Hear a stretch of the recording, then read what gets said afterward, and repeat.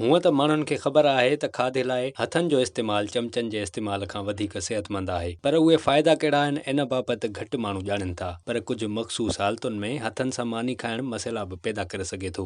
असांजे जिस्म में ऐं खल ते फ़ाइदेमंद बैक्टीरिया हूंदा आहिनि जेके असांजे माहौल में मिलंदड़ हानिकार बैक्टीरिया खां बचाईंदा आहिनि। जॾहिं अव्हां पंहिंजी आङुरियुनि जी मदद सां खाधो पंहिंजे वात में रखंदा आहियो त अव्हां लाशऊरी तौर ते उन्हनि फ़ाइदेमंद बैक्टीरिया खे जिस्म में दाख़िल करे रहिया हूंदा आहियो जेके मुनासिब हाज़मे में मदद फराहम कंदा आहिनि। आम तौर ते चमचे या कंडनि वारे चमचे जो इस्तेमालु कंदे खाधो जल्दी खाधो वेंदो आहे, जॾहिं त ॿिए पासे जल्दी जल्दी खाइण रत में शुगर जी अणबराबरी जो सबबु करार ॾिनो वञे थो। ही टाइप 2 शुगर जे ख़तरे खे वधाए थो। इन लाइ चमचनि जो इस्तेमालु करण बदिरां पंहिंजे हथनि सां खाओ त जीअं ॼाणी वाणी खाधे दौरान थोरी सुस्ती इख़्तियार कई वञे, जंहिंसां नतीजे जे तौर ते टाइप 2 शुगर जे ख़तरे खां बची सघिजे। जॾहिं अव्हां हथनि सां खाधो खाईंदा आहियो त चमचे जी भेट में आहिस्ते खाईंदा आहियो। इन खां सवाइ इन दौरान अव्हां पंहिंजी खुराक खे सभिनी हवासनि सां महसूसु कंदा आहियो जेके अव्हां जे खाधे जे अमल खे वधीक असराइतो बणाइनि था। हथनि सां खाधो खाइण फ़ाइदेमंद आहे छो त इहो हथनि जे उज़वनि जी हिकु वर्ज़िश बि आहे जेका रत जी गर्दिश में मदद फराहम करे थी। हथनि जी हरकत रत जे वहकिरे खे बहितर बणाइण में मदद कंदी आहे, जंहिंजो जिस्म जी मजमूई सिहत ते हाकारी असर पवे थो। हथनि सां खाइजे त पेट भरिजण जो अहसासु थींदो आहे, पर हथनि जी सफ़ाई रखणु वधीक सेहतमंद आहे छो त अव्हां ॾींहं में केतिरा ई भेरा हथ धोईंदा आहियो, जॾहिं त चमचो रुॻो हिकु भेरो धोतो वञे थो। हथनि सां खाधो खाइण सां अव्हां उन वक़्त ताईं खाईंदा आहियो जेसि ताईं अव्हां मुतमइन नथा थी वञो। इन जा कुझु नुक़सान बि आहिनि। जेकॾहिं अव्हां जा हथ साफ़ न हूंदा त जीवड़ा खाधे ज़रिए अंदरि दाख़िल थी वेंदा ऐं बीमारियुनि खे जनम ॾींदा।